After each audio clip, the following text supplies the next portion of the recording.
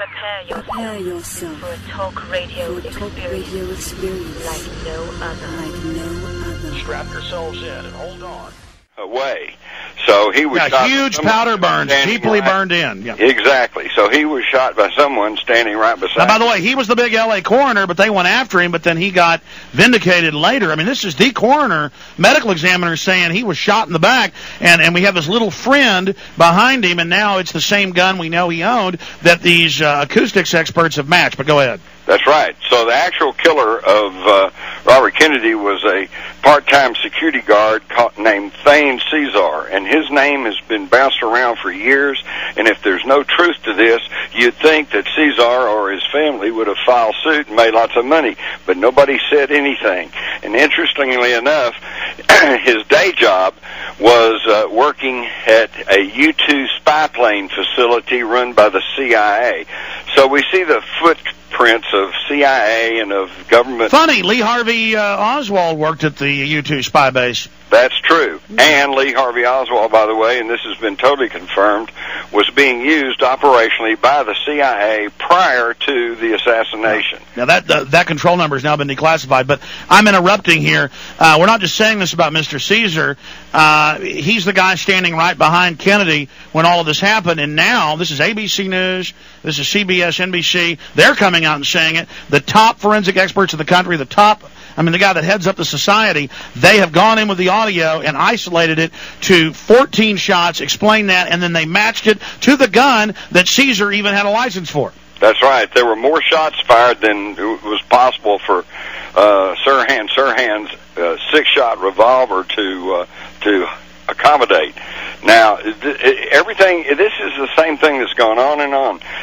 40 years after the Kennedy assassination, we finally, anybody that cared to look could determine for themselves that he was killed as a result of a conspiracy to track right back to the federal government of the United States. Same thing now with Robert Kennedy. And he had just won he had locked in the Democratic nomination. Right. But my point is that 40 years later, it's like, okay, we'll tell the truth now, or we'll allow the truth to come out, because who's going to do anything? And I say this because 9/11 is not that far back, and we are still embroiled in the effects of 9/11. Homeland Security, the wars in Afghanistan, Iraq, and it was all based on lies right down the line. And as more information comes out, we're finding that 9/11 was indeed an inside job. Stop there. I want to get into that in closing, but let's go back for people to be clear, for police officers listening, for instance. It's mainstream news admitted, the coroner, the police, and they were told to shut up about it. 14 bullet holes. They dug out 2 different calibers, and Sirhan had this 6-shot gun. Right.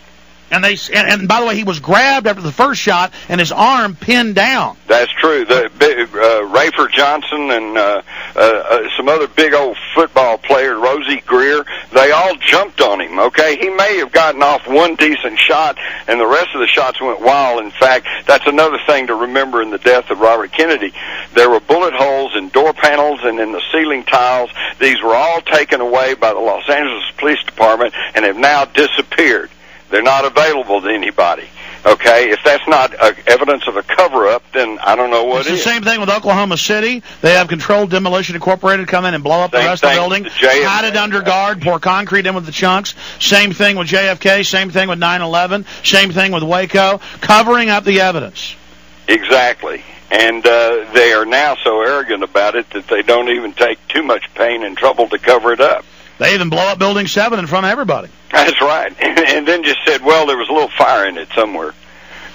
But now we have just everybody, all these physicists, all these scientists, Italian presidents, CIA section chiefs, Willie Nelson.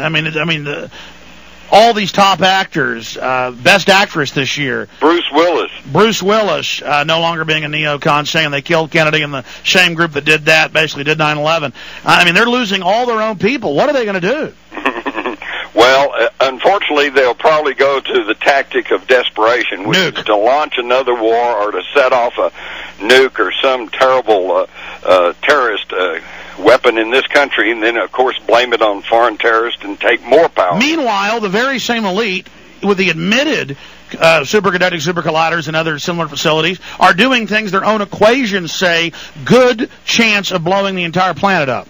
I mean, what's wrong with these people? I don't know, but they need to be stopped. They're just totally power mad, aren't they, Jim? Absolutely. Absolutely, and a little power is not enough. It's all of this is being orchestrated by the oligarchy that runs this country, the little, small, wealthy elite, and these people deal in millions of dollars. I mean, you know, 5-10 million to them is pocket change. How much more wealth and power do you want? Well, it's their very nature to be hyper-competitive, and plus the mad scientist out there who will do anything. I mean, they thousands of factories randomly splicing every type of DNA you can imagine, already giving rise to super viruses, super bacteria. I mean, that alone can create the Andromeda strain. I mean, that's why so many top scientists say they believe there's a very low probability that we'll even survive as a species, Jim. If we're going to survive, we better start paying attention and start standing up for ourselves.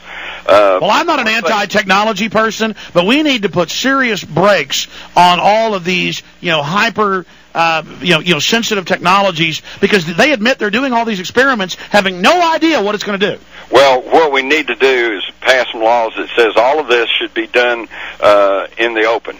Okay, everybody needs to know what they're working on, how they're working on it.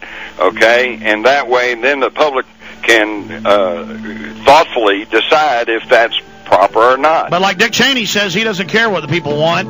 It doesn't matter. The elite are what they want. Fire out your website, Jim Marrs.